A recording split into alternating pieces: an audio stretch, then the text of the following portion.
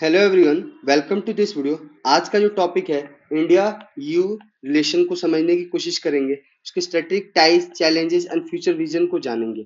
इसको करने से पहले हमें यूरोपियन यूनियन को समझना होगा। यूरोपियन यूनियन किस तरह का ग्रुप है? ये एक पॉलिटिकल और इकोनॉमिक यूनियन है 27 कंट्रीज का, जो कि आपका बेसिकली कहाँ पर है? यूरोप के अंदर है। ठीक है। अगर आप लेटेस्ट देखोगे 2013 में आपका क्रोशिया जुड़ा था यू के अंदर। ठीक है। यू एक तरीके से अगर आप देखो, बेसिकली यू क्या करता है, एक सिंगल मार्केट बनाने की कोशिश करता है ना। सिंगल मार्केट बनाया है इसने, एक स्टैंडर्डाइज सिस्टम ऑफ लॉ लगाकर। ठीक है। सारे जो मेंबर कंट्री थे, सभी ने इसको एक्सेप्ट किया और उसके बाद ये स्टैंडर्डाइज सिस्टम ऑफ लॉ लागू हुआ, जिससे कि जो ट्रेड जो था वो करना आसान हो गया। टैरिफ को लेकर एक फिक्स हो गया कि हाँ, कितने टैरिफ लगने वाले हैं और कितना मिनिमम से मिनिमम टैरिफ लगेगा। ठीक है। उस पे एक तरीके से इन्होंने एक तरीके से सिंगल मार्केट बनाने की कोशिश करी। और ईयू की जो पॉलिसी है वो स्पेशली क्या एम करती है कि जो पीपल जो मूवमेंट होगा, अच्छा सिर्फ ऐसा ही नहीं है कि सिर्फ इकोनॉमिक के लिए ही या ट्रेड के लिए ही ये किया गया था। इसमें एक तरीके से फ्री मूवमेंट होगा, किसका? पीपल का, गुड्स का, सर्विसेज का, कैपिटल का। अगर आप देखो इन डिफरेंट कंट्रीज के अंदर, अगर मान लो कि आप यूरोपियन यूनियन के पार्ट नहीं हो, लेकिन यूरोपियन यूनियन के आसपास की ही आप कंट्री हो, तो आपके लिए फिर नियम अलग हो जाता है। लेकिन यूरोपियन यूनियन में क्या है कि फ्री ट्रेड कर सकते हो, फ्री मूवमेंट कर सकते हो, पीपल का, गुड्स का, सर्विसेज का। कोई भी मतलब एक तरीके से क्या होगा, बाउंडेशन नहीं होगा। ठीक है। अगर आप इस चीज को समझें कि 2012 में यूई को आपको नोबेल प्राइज, पीस प्राइज मिला था। ये इमेजिन करो ना कि 27 कंट्रीज को ही मिलाकर एक तरीके से वहां पर क्या है, डेमोक्रेसी को स्टैब्लिश करने की कोशिश करा, पीस स्टैब्लिश करने की कोशिश करा, ह्यूमन राइट्स को कर रहा है, क्योंकि पॉलिटिकल इकोनॉमिक यूनियन था ना ये है यूरोपियन यूनियन आपका। जिस इसकी वजह से आपको 2012 में यूरोपियन यूनियन को क्या मिला? नोबेल पीस प्राइज मिला था। अगर ईयू की अगर आप देखोगे तो इसकी फॉरेन और सिक्योरिटी पॉलिसी भी क्या है, कॉमन होती है इन कंट्रीज की, है ना। जिससे कि क्या हो कि एक हार्मनी बनी रहे, क्या उनके बीच में कॉन्फ्लिक्ट क्रिएट ना हो। आपने क्यों नहीं सपोर्ट किया, आपने क्यों नहीं सपोर्ट किया। सभी कंट्रीज क्या है, उनकी जो फॉरेन पॉलिसी और सिक्योरिटी पॉलिसी जो होती है वो लगभग सिमिलर होती है। ठीक है। सेम थॉट प्रोसेस होता है। आप देखो पुलिंग ऑफ सॉवरेनिटी, यहाँ पर एक थोड़ा सा एक कीवर्ड आ रहा है, पुलिंग ऑफ सॉवरेनिटी। देखो डिफरेंट कंट्रीज है, लाइक 27 कंट्रीज है आपकी, है ना। ये सारी कंट्रीज जो होती है ना, अपनी कुछ सोवरेनिटी दे देती है, मतलब है ना, एक तरीके से इन्वॉल्व कर देती है इस यूरोपियन यूनियन के अंदर। ऐसा क्यों? जिससे कि कोऑपरेटिव फ्रेमवर्क पे काम किया जा सके, मतलब इजीली काम किया जा सके। कोई भी एक तो सॉवरेनिटी का एक चोला पहनकर कुछ एक्स्ट्रा न करने की कोशिश करे। हाँ, सभी क्या है, अपनी अपनी सॉवरेनिटी सबको थोड़ी बहुत इसमें इन्वॉल्व करनी पड़ेगी, जिससे कि एक कोऑपरेटिव वे में काम कर सके। ठीक है। तो यही होता है आपका पुलिंग ऑफ सॉवरेनिटी। अब थोड़ा सा ये आप देख लो, ये मैप है आपका डिफरेंट कंट्रीज का, यूरोपियन यूनियन के अंदर जो भी पार्टिसिपेट, मतलब जो भी इन्वॉल्व है, जो भी मेंबर्स हैं, उनके नाम है यहाँ पर। ठीक है। अब थोड़ा सा हम इंट्रोडक्शन को जानेंगे। ये तो हमने यूरोपियन यूनियन को समझा। अब ऐसा क्यों है कि इंडिया इंडिया और यूरोपियन यूनियन अपने जो रिलेशंस है उस पर एक अच्छे से काम करना चाहते हैं, उसको आगे की तरफ बढ़ाना चाहते हैं। देखो बहुत ज्यादा ग्लोबल डायनेमिक्स में अगर अनस्टेबिलिटी आ चुकी है ना, बहुत अथॉरिटेरिज्म रेजिम का भी एक तरीके से उदय हो रहा है। डिफरेंट कंट्रीज अपने अपने थॉट प्रोसेस से, आप इजराइल देख लो। अगर आप इजराइल में एक तरीके से क्या है, एक डेमोक्रेटिक गवर्नमेंट है वहां पर, बट वो ऐसा लगता है कि वहां पर अथॉरिटेरिज्म आ चुका है। ठीक है। अब देखो वॉर में जाने के बाद तो सभी कंट्री का वही सिचुएशन हो जाता है, ऑथोरिटेरियन रेजिम ही आ जाती है। बट उस चीज से बचने के लिए, और ट्रम्प का जो ट्रम्प एडमिनिस्ट्रेशन का एक डायरेक्ट अप्रोच है कि भाई अगर आपने हमारा साथ दिया तो हम आपको प्रॉफिट कराएंगे, अगर आपने हमारा साथ नहीं दिया तो हम आपको पनिश करेंगे। तो इस वजह अप्रोच है ना बायलेटरल रिलेशंस के अंदर, ये दिक्कत क्रिएट कर रहा है ना, दिक्कत आ रही है इससे। जिसकी वजह से इंडिया और यूरोप जैसी कंट्री जो है, ये क्या चाहिए, यूरोप की जो कंट्री है ये क्या चाहती है कि एक स्ट्रांग म्यूचुअल इंटीग्रेशन हो, दोनों साथ मिलकर काम करें और मल्टीपोलर वर्ल्ड ऑर्डर को एडवोकेट करें या उसको बढ़ावा दें, जिससे कि इंटरनेट जो कि किस पर बेस हो, इंटरनेशनल लॉ के ऊपर। इंक्लूसिव इंस्टीट्यूशंस, मतलब सभी इंस्टीट्यूशंस क्या इंक्लूड, है ना, सभी को क्या इन्वॉल्वमेंट बढ़े, एंड प्लूरलिस्टिक वैल्यूज, यानी सीधी सी बात है कि दोनों तरफ की थॉट प्रोसेस को क्या रिस्पेक्ट मिले, उनको समझने की कोशिश। Significance of India EU relations, अगर आप हम समझने की कोशिश करें कि ट्रेड अलाई है एक तरीके से हम, यानी अगर आप देखो कि दोनों तरफ से ट्रेड में लगभग 137 बिलियन डॉलर का एक तरीके से क्या हुआ ट्रेड हुआ है 2024-25 के ईयर में। ठीक है, यानी ईयू एक तरीके से क्या इंडिया का टॉप एक्सपोर्ट मार्केट है, इंडिया के लिए क्या टॉप एक्सपोर्ट मार्केट है, मतलब इंडिया यहाँ पे क्या करती है एक्सपोर्ट करती है एक तरीके से। फॉरेन डायरेक्ट इन्वेस्टमेंट भी बड़ा है, अगर आप देखने की कोशिश करो तो लगभग ईयू प्ले करता है 70% ऑफ ओवरऑल एफडीआई इनफ्लो, यानी इंडिया के अंदर जो एफडीआई फॉरेन डायरेक्ट इन्वेस्टमेंट होता है वो लगभग 70% का कंट्रीब्यूशन है। अगर 2015 से 2022 तक आप देखो तो लगभग कितना 70% का इंक्रीमेंट आया है। ठीक है, फ्रेंच का जो इन्वेस्टमेंट है वो लगभग कितना बढ़ चुका है इंडिया के अंदर 370%, कितना 370%। एंड तीसरा आपका कॉमन डेमोक्रेटिक इथोस, यानी जो ईयू है या इंडिया है, ईयू के अंदर जो भी डिफरेंट कंट्रीज हैं वो सभी डेमोक्रेटिक कंट्री है ना। तो एक तरीके से आप देखो दोनों ही ग्रुप, दोनों एक कंट्री और एक ग्रुप आपका, ठीक है, ये अगर आप देखो तो ये क्या है वर्ल्ड लार्जेस्ट डेमोक्रेटिक एंटिटी बनाते हैं जो कि कमिटेड है किसकी तरफ मल्टीलेटरलिज्म की तरफ, रूल बेस्ड ग्लोबल ऑर्डर, मतलब ग्लोबल ऑर्डर किस बेस पर हो रूल पिक के बेस पर चले, and shared idea like democracy, और किस तरह के आइडिया शेयर करते हैं डेमोक्रेटिक आइडिया शेयर करते हैं, ह्यूमन राइट्स को प्रेफरेंस देते हैं, एंड रूल ऑफ लॉ को मेंटेन करने की कोशिश करते हैं, उस पर काम करने की कोशिश करते हैं। ये ऐसे वैल्यूज हैं जो कि क्या है बेडरॉक है उसके लिए एक स्ट्रेटेजिक एंगेजमेंट के लिए दोनों कंट्रीज के बीच में। क्योंकि कभी कभी क्या होता है ना कि आइडियोलॉजी भी आपका डिफरेंस अगर करती है तो आपके बीच में ट्रेड उस तरीके से नहीं हो पाता, रिलेशन उतना स्ट्रांग नहीं क्रिएट हो पाता है ना। तो बहुत सारी चीजें मैटर करती हैं आपकी। Advocates of a multipolar world, अब यहाँ भी दोनों ही जो है यू यानी यूरोपियन यूनियन और इंडिया दोनों ही किसको प्रेफरेंस देते हैं, किसको एडवोकेट करते हैं मल्टीपोलर वर्ल्ड, मतलब सिर्फ एक कंट्री का ही आधिपत्य ना हो है ना, मतलब सीधी सी बात है कि उसका होल्ड ना हो मैक्सिमम चीजों पर, उसका कंट्रोल ना हो। मल्टीपोलर होगा तो सबकी बात सुनी जाएंगी और सभी को एक तरीके से थ्रेट रहेगा कि अरे यार बात सुननी पड़ेगी। अगर सिंगल आदमी क्रिएट कर देगा या अगर आप देखो कि बायपोलर ही क्रिएट हो जाएगा तो भी क्या है एक तरीके से वर्ल्ड के लिए क्या खतरा बन जाता है ना। तो ये बात आ जाती है। तो अगर आप देखो इंडिया और यूए को तो एक तरीके से मल्टीपोलर सिस्टम को लाने का ही रीजन ये है, इससे क्या है कि इंटरनेशनल पीस और ऑर्डर बना रहेगा। ठीक, क्योंकि अभी जो आप देखोगे जियो पॉलिटिकल अनसर्टेनिटी बहुत ज्यादा क्रिएट हो चुकी है। जैसे अभी इंडिया इजराइल का, इंडिया और पाकिस्तान का अगर आपने देखा, इजराइल ईरान का देखा आपने, इजराइल का आपका गाजा के साथ देखा आपने, पैलेस्तीन के साथ देखा आपने, फिर आपने रशिया और यूक्रेन का देख रहे हैं आप। तो जो जियो पॉलिटिकल अनसर्टेनिटी आई है उसके लिए एक मल्टीपोलर वर्ल्ड की होने की जरूरत है, जिससे कि सभी क्या एक दूसरे के ऊपर डिपेंडेबल हो, लाइक माइंडेड पार्टनर्स क्या हो एक तरीके से क्रिएट हो, जिससे कि क्या हो कि एक तरीके से हार्मनी और पीस सस्टेन हो पाए वर्ल्ड के अंदर। ठीक, ये सारी चीजें क्या है बड़ी इंपॉर्टेंट हो जाती है, स्पेशली अगर हम इंडिया की बेस पर बात करें इंडो पैसिफिक रीजन में। ठीक है, एक स्टेबिलिटी आनी चाहिए क्योंकि आप देखते हो कि चाइना एक तरीके से क्या थ्रेट बन जाता है इंडो पैसिफिक रीजन में। ठीक, बड़ा इंपॉर्टेंट हो जाता है। इवन अमेरिका को अगर हम देखें तो अमेरिका भी क्या कंट्रोल करना चाहता है चाइना के बिहाफ पे, वो इंडिया का यूज करना चाहता है, जो कि एक तरीके से क्या है रिस्क हो जाता है कि चाइना भी एक तरीके से क्या है हमारे साथ उसका भी एक ट्रेड डील है, अच्छा खासा ट्रेड होता है उसके साथ। ठीक है, हाँ कॉन्फ्लिक्ट्स हैं जो कि बायलेटरल है, जो कि हमें खुद रिजॉल्व करने होंगे, उसमें हम किसी तीसरे कंट्री को इन्वॉल्व नहीं करा सकते है ना। ये बड़ा इंपॉर्टेंट हो जाता है।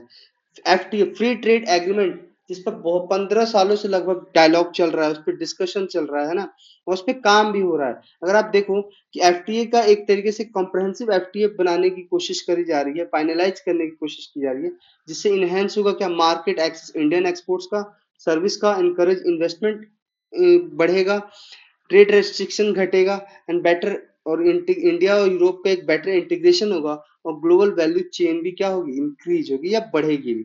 ठीक है, इस एग्रीमेंट से अगर आप देखोगे तो सप्लाई चेन को रोबस्ट मिलेगा, मतलब प्रमोट होगा, एक तरीके से डिजिटल ट्रेड होगा, इन्वायरमेंटली सस्टेनेबल कॉमर्स पे हम काम कर सकेंगे।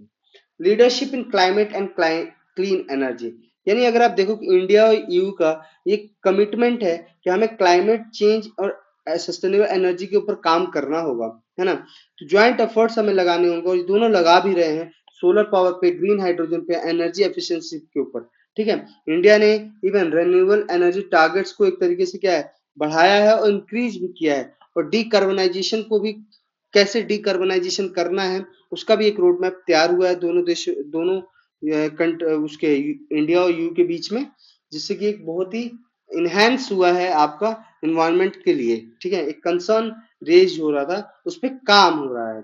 स्ट्रेटेजिक कंसर्न ओवर चाइना, अगर हम देखें चाइना जो है एक तरीके से क्या है कि दोनों की जो ग्रोइंग है वो एक तरीके हर फील्ड में, मिलिट्री में, इकोनॉमिकली और टेक्नोलॉजिकली, ये एक तरीके से कंसर्न है दोनों ही चीज के लिए, इंडिया और यूयू के लिए। अगर आप देखो कि अगर चाइना मिलिट्री, इकोनॉमिकली और टेक्नोलॉजिकली डेवलप होता जा रहा है, इम्प्रूव होता चला जा रहा है, है ना, उसकी एक तरीके से बॉल्स्टर करता चला जा रहा है, तो वो आप नोटिस करो कि इन दोनों के लिए एक तरीके से क्या है थ्रेट बनता चला जाएगा, क्योंकि वो एक अपनी एक पोलर बनने की कोशिश करेगा, एक पावर हाउस बनने की कोशिश करेगा, जो कि अभी अमेरिका बनने की कोशिश करता है ना।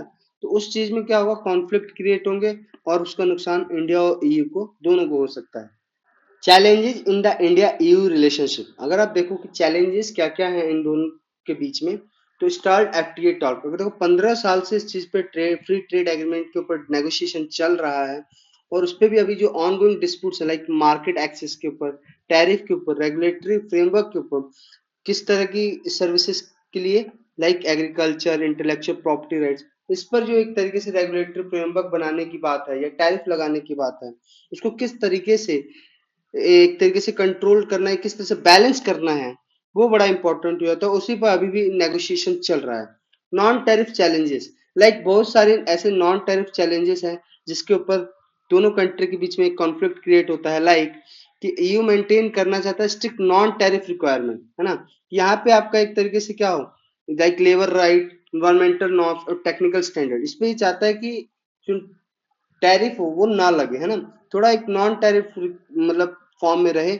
लेकिन इंडिया के लिए ये क्या है, एक तरीके से थोड़ा सा प्रॉब्लम क्रिएट कर देता है, क्योंकि इंडिया लेबर राइट्स पे काम, भाई क्योंकि सबको लेबर राइट तो मिलना चाहिए ना, इन्वायरमेंटल नॉर्म्स और टेक्निकल स्टैंडर्ड, अगर आप इन्वायरमेंटल नॉर्म्स को देखो तो भारत में बहुत सारे ऐसे केसेस हुए हैं जहां पर आपका पॉल्यूशन की वजह से या फिर आपका गैसेस लीक की वजह से बहुत ज्यादा डेथ हुई थी। भोपाल गैस ट्रेजेडी ट्रेजेडी के बारे में हमें पता है। तो इन्वायरमेंटल नॉर्म्स को हम ढीला नहीं कर सकते, ये भी एक हमारे लिए इंपॉर्टेंट हो जाता है कि इसको किस तरीके से बैलेंस करने की कोशिश करें। सेक्टोरल डिस्प्यूट, देखो सिंपल सी बात है कि दोनों ही कंट्री ना, जैसे अगर इंडिया जो है वो सेंसिटिव मार्केट लाइक डेयरी में या वाइन में यूरोपियन इंपोर्ट्स को उतना चाहता नहीं है कि उतना इंक्रीज हो, क्यों, क्योंकि इंडिया के लिए अगर आप देखो डेयरी मार्केट जो है, अगर वो इंडिया में ओपन हो जाता है, इंपोर्ट्स बढ़ जाता है डेयरी का इंडिया के अंदर, तो वो फिर जो लोकल हमारे जो किसान हैं जो डेयरी फार्मिंग करते हैं उनके लिए क्या हो जाएगा, एक चैलेंज क्रिएट हो जाएगा, जो कि फिर नुकसान ही होगा भारत का, है ना। तो उस चीज से इंडिया थोड़ा सा एक रिलेक्टेंट रहता है कि नहीं भैया, वो ओपन करने से थोड़ा वो हिचकता है। ठीक है, बाय जो ईयू है या यूरोपियन यूनियन है, वो ये कहता है कि हम टैरिफ रिडक्शन को कम से कम कर देंगे, जिससे कि आपका क्या होगा, आप एक्सपोर्ट यहाँ पे अच्छे से कर सकते हो। बट ये एक तरीके से कॉम्प्लिकेटेड नेगोशिएशन है।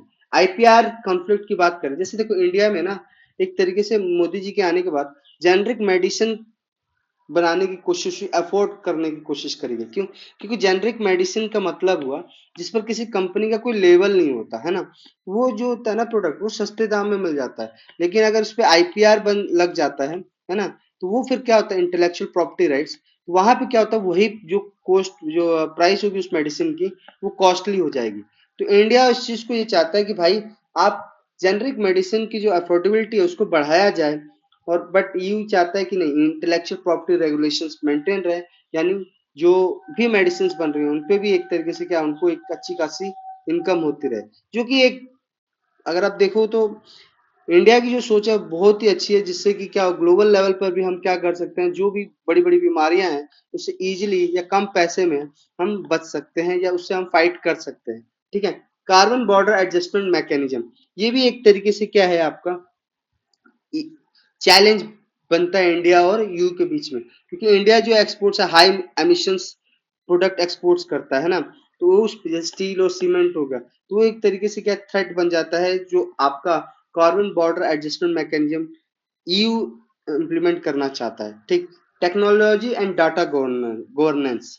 ठीक है, अगर आप देखो कि इंडिया जो है टेक्नोलॉजी एंड डाटा गवर्नेंस पे काम करना चाहता है ना, और वो चाहता है कि जो डाटा प्राइवेसी रूल्स है, साइबर साइबर सिक्योरिटी लॉज है, उस पर एक अच्छा काम किया जाए, जिससे कि इंडियन जो टेक फॉर्म्स है उनको भी एक चांस मिलना चाहिए, उनकी भी जो रेगुलेटरी रोड ब्लॉक्स अगर आप क्रिएट कर रहे हो, रोड ब्लॉक कर रहे हो टेक इंडियन टेक फॉर्म्स का, वो नहीं होना चाहिए, है ना। तो दोनों देशों दोनों को इंडिया और ईयू को दोनों को मिलकर इस पर डिस्कस करना चाहिए।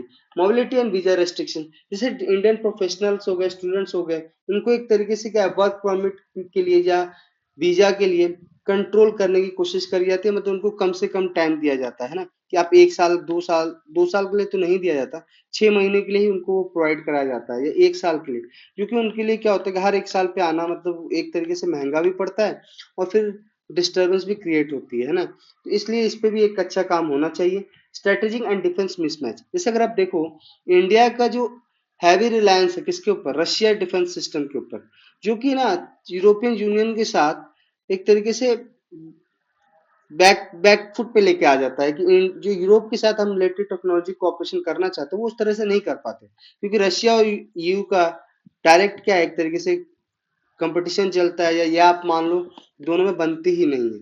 तो कोलैबोरेशन अगर करना है, जैसे अगर आप देखो एक्टिव कोलैबोरेशन, जैसे अगर इंडिविजुअल कंट्री का देख रहे हो तो फ्रांस के साथ हमारा है सबमरीन प्रोजेक्ट के ऊपर, स्पेन के साथ C-295 एयरक्राफ्ट के ऊपर भी डिस्कस मतलब काम चल रहा है, Russia Ukraine war fall out. अगर आप देखो कि दोनों देशों, इंडिया जो है एक तरह से नॉन अलाइन पोजीशन पर है, ठीक है, बट यूरोपियन यूनियन चाहता है कि इंडिया कमिट करे अगेंस्ट किसके, रशिया के, बट इंडिया अपने डिप्लोमेसी को समझता है और वो उस पर काम करना चाहता है। भाई इंडिया, रशिया ने हमारे साथ लंबे समय से एक अच्छा रिश्ता निभाया है, हम उसके खिलाफ नहीं जा सकते, और हम ये भी नहीं चाहते कि वॉर हो। इस वजह से इंडिया ने क्या है, नॉन अलाइन पोजीशन बना के रखी हुई है। चाइना ड्यूअल रोल, अगर आप देखो इंडिया और यूयू ने एक तरीके से स्ट्रॉन्ग इकोनॉमिक रिलेशन बना रखे हैं किसके साथ, चाइना के साथ। इवन ईयू का जो ट्रेड है वो चाइना के साथ बहुत जाता है एज कम्पेयर टू इंडिया के, है ना। तो इसकी और इंडिया, चाइना जो है इंडिया के लिए भी क्या है, बिगेस्ट सोर्स ऑफ इम्पोर्ट है, मतलब 2024 में अगर आप देखो तो हमने मैक्सिमम जो सब इम्पोर्ट किया है वो चाइना से ही किया है, ठीक है। ये भी एक तरीके से क्या है, चाइना के साथ जो हमने अभी बात करी थी कि सिग्निफिकेंस के ऊपर, उसी तरीके से हम बात कर रहे हैं कि चाइना का ड्यूअल रोल बड़ा ही इंपॉर्टेंट हो जाता है, इससे भी हमें एक मिटिगेट करना पड़ेगा, और इसको भी एक चैलेंज मानकर इस पे काम करना पड़ेगा। डिफरेंट सिक्योरिटी लेंसेज, यानी इंडिया की जो व्यू है चाइना को लेकर, वो कैसा है कि इमीडिएट है, मिलिटराइज रीजनल थ्रेट है, जबकि ईयू के लिए क्या हो जाता है, चाइना चैलेंज करता है थोड़ा किसके, ट्रेड के बेसिस पर, ग्लोबल नॉर्म्स के बेसिस पर, इकोनॉमिक रिजिलियंस के बेसिस पर, ठीक है।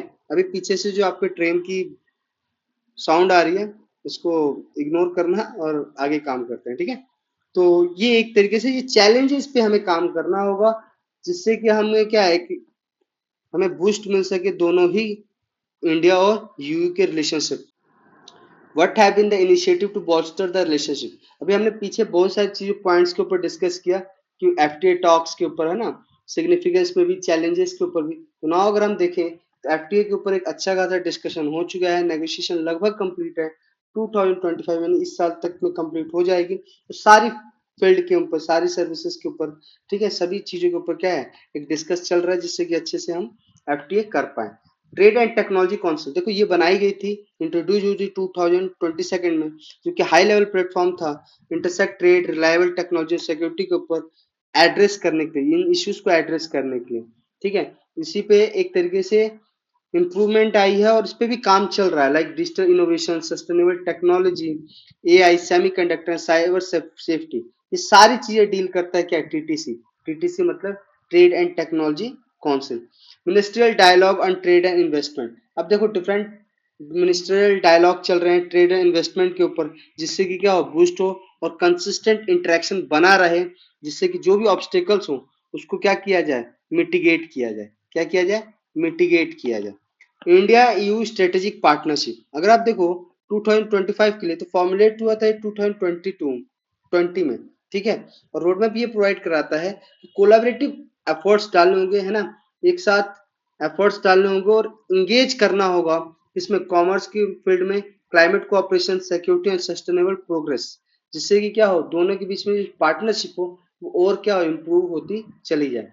India Pacific ocean initiative and maritime strategy, अगर आप देखो कि डिफरेंट ड्रिल्स हो गए, डिफरेंट एक्सरसाइज होगी, उस पे काम कर रहे हैं, है ना। दोनों देश एक तरीके से अपनी टेक्नोलॉजी को भी एक तरीके से क्या कर रहे हैं, शेयर कर रहे हैं। ठीक, अगर आप देखो gulf of Aden and gulf of gonna pay joint naval drills किया गया है ना, जो कि ये भी क्या एक डिफेंस कोऑपरेशन को इंक्रीज करता है। Clean energy and climate partnership यानी सीईसीपी, जो कि लॉन्च हुआ था 2016 में, और अभी ये थर्ड स्टेज में जा चुका है 2025 से लेकर 2028 के बीच में, जिसमें क्या है एक तरीके से आप देख रहे हो कोलैबोरेशन किस चीज पे चल रही है, ग्रीन हाइड्रोजन के अंदर, offshore wind power and energy efficiency के ऊपर काम चल रहा है। इंडिया एक तरीके से क्या है, यूरोपियन हाइड्रोजन वीक इन 2024 का पार्टनर रहा है, एंड ईयू वाज ए की participate in green hydrogen conference in Delhi the same year, और सेम ईयर 2024 में ही ईयू भी क्या था, पार्टनर था, यानी पार्टिसिपेट किया था ग्रीन हाइड्रोजन कॉन्फ्रेंस के अंदर, जो कि दिल्ली में हुआ था। साइंटिफिक एंड रिसर्च कोऑपरेशन, अब दोनों देशों को क्या है, साइंटिफिक एंड रिसर्च कोऑपरेशन पे काम करना चाहिए। साइंस एंड टेक्नोलॉजी को एक तरीके से क्या है, एक तरीके से शेयर करना चाहिए, जो भी इंफॉर्मेशन है, R&D है, उस पर काम करना चाहिए। इंडिया ईयू कनेक्टिविटी पार्टनरशिप, अगर आप देखो ये भी स्टैब्लिश हुआ है 2021 में। इसमें ये फोकस किया गया कि हम इम्प्रूव करेंगे physical, digital and energy connectivity को, और इसके साथ साथ पीपल टू पीपल लिंक को भी हमें क्या करना है, स्ट्रेंथ करना है, इसको भी बढ़ाना है, जिससे कि क्या हो, सस्टेनेबल रिलायबल इंफ्रास्ट्रक्चर ग्रोथ हो, और अलाइन करें हम ईयू ग्लोबल गेटवे फ्रेमवर्क के साथ। Indian middle east Europe economic corridor, ये भी अगर आप देख रहे हो कि ये भी क्या बन रहा है, एक तरीके से प्रोजेक्ट है जिसके ऊपर काम किया जा रहा है कि जिससे कि ट्रांसपोर्ट और ट्रेड लिंक क्या इनहेंस हो इंडिया यूरोप के बीच में, वाया मिडल ईस्ट के थ्रू, मिडल ईस्ट से पास होते हुए जाए। ठीक है, जो भी आपका लाइक देश है वहां से वो पास होते हुए चला जाएगा, तो एक तरीके से क्या होगा, ट्रेड जो होगा उसके लिए इजी हो जाएगा, है ना। तो एक इनहेंस होगा ट्रेड, या ट्रांसपोर्टेशन भी इंप्रूव होगा, कमर्शियल रूट्स और एनर्जी रिलायबिलिटी भी क्या हो जाएगी, एक तरीके से स्ट्रेंथ बढ़ेगी, वो एक इंक्रीज करेगा। ठीक, अगर आप देखो ये एक तरीके से क्या है, मॉडर्न सिल्क रोड का ही पोटेंशियल लेकर चल रहा है, अगर ये ऐसा हुआ तो। ठीक है, बट इस पे काम चल रहा है और आई होप हो ही जाएगा। ठीक है, आईएमएफ कनेक्ट करता है किसको, रीजन्स को, कैसे, कॉमर्स के बेस पर एनर्जी, इंटरप्राइज, इनोवेशंस। ठीक है, इंडो पैसिफिक की जो नीड है वो भी एक तरीके से क्या ओपन कर दे रहा है, सस्टेनेबल कर दे रहा है, सॉवरेनिटी रिस्पेक्टिंग कर रहा है, मतलब दो हर कंट्रीज की अपनी सॉवरेनिटी है, उसको भी क्या है एक तरीके से क्या रिस्पेक्ट करने की कोशिश है। What can be the way forward, अब क्या क्या किया जा सकता है, देखो स्पीड किया जाता है एफटीए नेगोशिएशन को, है ना, रियलिटी के साथ कि दोनों की जो भी प्रॉब्लम्स है उसको चेकआउट करके ही काम किया जाए, ऐसा ना हो कि सिंगल एक कोई बेनिफिट हो, दोनों को ही एक तरीके से म्यूचुअल बेनिफिट होना चाहिए। बूस्टिंग टेक्नोलॉजिकल कोऑपरेशन, अभी हमने डिस्कस किया पीछे कि टेक्नोलॉजिकल कोऑपरेशन के ऊपर भी डिफरेंट चीजों पे काम करना पड़ेगा, चाहे डिजिटल हो, चाहे डीप टेक हो, सेमीकंडक्टर हो, इन सारी चीजों के ऊपर एक तरीके से काम करना पड़ेगा कि कोऑपरेशन को बढ़ाना पड़ेगा। Harmonising climate and energy agendas, और क्लाइमेट और एनर्जी एजेंडाज को भी हमें क्या करना है, एक तरीके से हार्मोनाइज करना है, एक तरीके से साथ लेकर चलना है, जिससे कि हम चैलेंजेस, जो इन्वायरमेंटल चैलेंज है, जो एनर्जी चैलेंज है, उसको हम टैकल कर पाए। ठीक, expanding security and defence ties, और सिक्योरिटी एंड डिफेंस टाइज को भी हमें बढ़ाना होगा। ठीक, अगर इंडिया ने इंटरेस्ट दिखाया किसके अंदर, यू के पेस्को प्रोजेक्ट के अंदर, जो कि आपका क्या है, linking security of information agreement signals movement in this direction. ठीक है, इंडिया ने एक तरह से इंटरेस्ट किया है पेस्को प्रोजेक्ट में जुड़ने के लिए। स्ट्रेंथनिंग ग्लोबल मल्टीलेटरलिज्म, यानी ग्लोबल मल्टीलेटरलिज्म को हमें क्या करना है, स्ट्रेंथ करना है, लाइक यूएन, WTO, G20, जिससे कि इसके अंदर रिफॉर्म्स आए, जिससे कि 21st सेंचुरी की जो रियलिटी है उस पर काम होना चाहिए। फैसिलिटेटिंग ह्यूमन मोबिलिटी, और ह्यूमन मोबिलिटी को भी क्या एक तरीके से फैसिलिटेट करना चाहिए, एक कॉम्प्रहेंसिव फ्रेमवर्क बनना चाहिए student, researcher and professional mobility के लिए, जिससे कि एक्सचेंज हो पाए किसका, टैलेंट का। ठीक है, इंडिया अनएम्प्लॉयमेंट को एक जो चैलेंज है उसको हम मिटिगेट कर पाए, क्योंकि अगर वो दूसरे देशों में भी जाएंगे, यूरोपियन यूनियन के अंदर भी जा रहे हैं, तो एक तरीके से क्या है, आपका अनएम्प्लॉयमेंट जो चैलेंज है उसको एक टैकल करने की कोशिश है ना। बायलेटरल इनोवेशंस को स्पर करने की कोशिश करी जाए, मतलब भाई जैसे भी हो, in today technology driven world में हमें ट्रांसनेशनल थिंकर्स चाहिए, as are as vital as cross border capital. भाई जिस तरीके से क्रॉस बॉर्डर कैपिटल के ऊपर हम डिस्कस करते हैं, ट्रांसनेशनल थिंकर्स उसी तरीके से काम करने चाहिए, है ना, जिससे कि दोनों देशों की जो नॉलेज हो वो एक तरीके से इनहेंस करे और एक कोऑपरेट करके एक अलाइन करना चाहिए, ठीक है, थॉट प्रोसेस को। तो ये भी एक चीज आ जाती है। कंक्लूजन क्या है कि इंडिया और यूरोपियन यूनियन को अगर आप देखो तो ये वास्ट प्रॉमिस करते हैं for the alliance by joining forces on key and emerging technology, creative stable supply chain and enhancing strategy and security coordination. Simple सी बात है भाई, हमें किस पे, इमर्जिंग टेक्नोलॉजी के ऊपर एक तरीके से काम करना होगा, जो सप्लाई चेन उसको स्टेबल करना पड़ेगा, स्ट्रेटेजी एंड सिक्योरिटी कोऑर्डिनेशन को भी क्या एनहांस करना पड़ेगा, जिससे कि हम एक तरीके से ट्रस्ट को फोस्टर कर पाए, ग्लोबल गवर्नेंस को रिफॉर्म कर पाए और shared principle of democracy, multilateralism and rule of law को अपहोल्ड कर पाए, ठीक है। तो इससे हमें पता चलता है कि इंडिया और यूरोपियन यूनियन को एक अच्छा अभी जो चैलेंज है उस पर काम करना पड़ेगा और अपने दोनों के बीच में एक बैलेंस करके, एक अलाइन करके इन्वायरमेंट के ऊपर भी काम करना होगा, डिफरेंट चीजों के ऊपर, यानी आप R&D के रिसर्च एंड डेवलपमेंट पे भी एक तरीके से प्रोसेस करना पड़ेगा, वर्क करना पड़ेगा। आई होप आपको ये डिस्कशन समझ में आया होगा एंड थैंक यू।